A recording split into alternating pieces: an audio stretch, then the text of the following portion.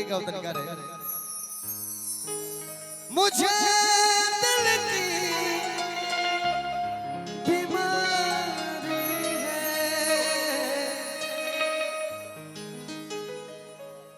मुझे दिल की बीमारी जौना के दिल के बीमारी में आर्टिस्ट सिंह ले दिखावे के चाहिए गाना गाओ।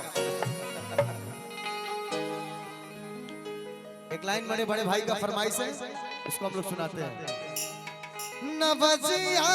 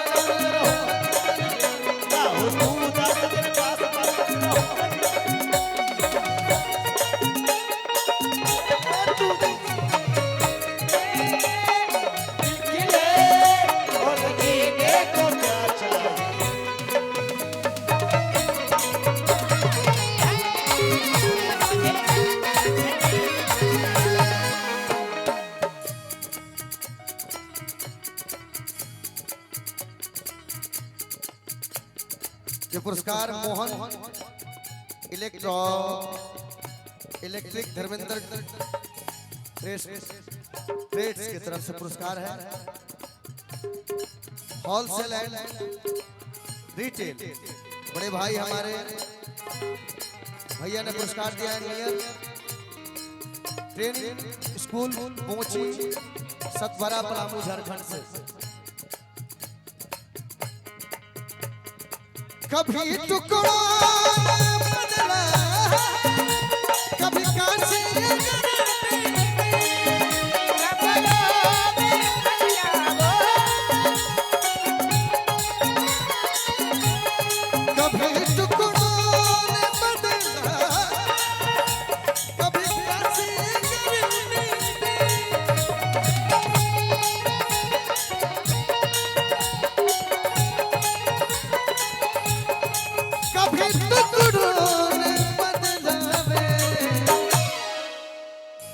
मुझे दिल की बीमारी है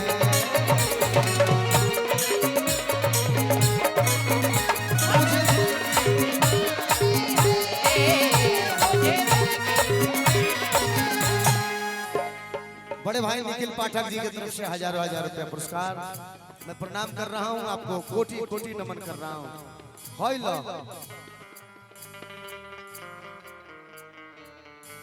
कौन बैग थोड़े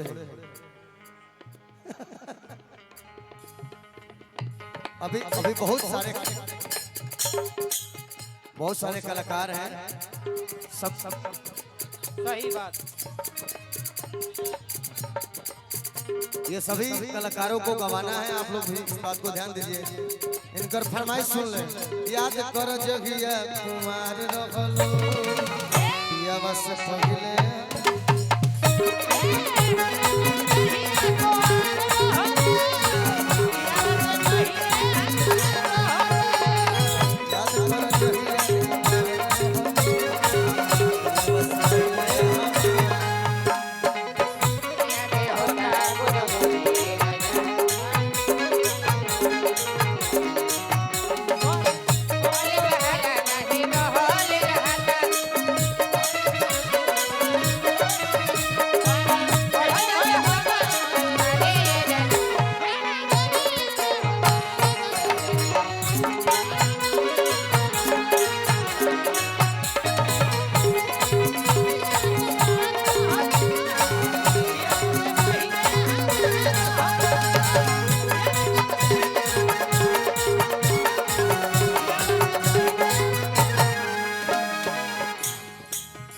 उठो ए छोटकी खाती एगो लास्ट गाना गावत तानी ए बबुआ मीठा